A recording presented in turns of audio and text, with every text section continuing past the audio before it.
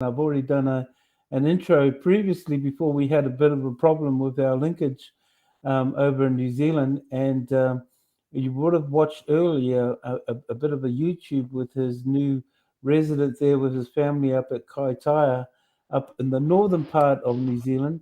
And it's my privilege to have one of New Zealand and Samoan composers who spent an enormous amount of time and effort and also adding increased value towards the merging of composition, classical style, and interfacing Samoan ethos within the music and being accepted as one of the first um, composers. And congratulations, my friend, for coming on board here. Maybe you can tell us a little bit about that journey as such, and the forbearance that you had and the vision you had of taking your collective academic achievement and then fusing it in with your belief in the Samoan music as such. Is that all right? Yeah.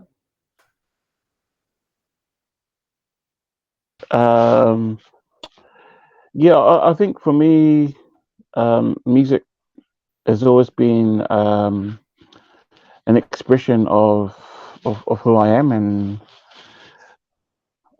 I think when I perform, when I compose, and that whole process from composing through to rehearsing and then performing, um, that is deeply rooted in, I think, the challenge of identity for me. Um, because I'm a real believer that you know, because we live in a global world where we are attacked, well, not attacked, but we are influenced from all sorts of angles, all parts of the world, all styles of music. I really think that if you don't really know who you are, where you're from, it can be quite, you could be quite easily open to being persuaded to so to me, um, identity in your music and what you do is really important for me. Mm,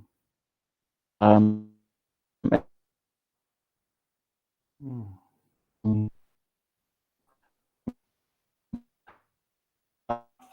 Yeah, we just dropped out there a little bit, so we couldn't hear the signal.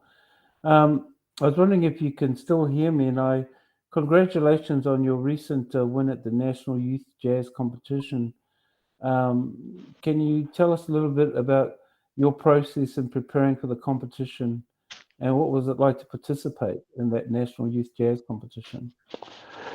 Yeah, I think the students were quite new. I mean, they've never been to the national jazz competition at Tauranga, which is quite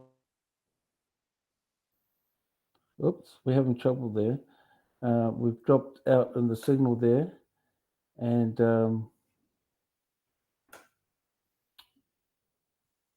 I've got here part of a school as such as on International Jazz Day, they're performing, and let me just show you that. So on the the 30th of April, they're at the Kaitaia College. They're doing on the International Jazz Day, celebrating with some amazing music and composition that he has orchestrated. So um, we're hoping to get him back, but if not, I wanted to continue this interview at a later time so that we can uh, re get his responses to how he's been performing and achieving such. So we'll just sign out for now, and we'll come back to that. Okay, bye bye, guys.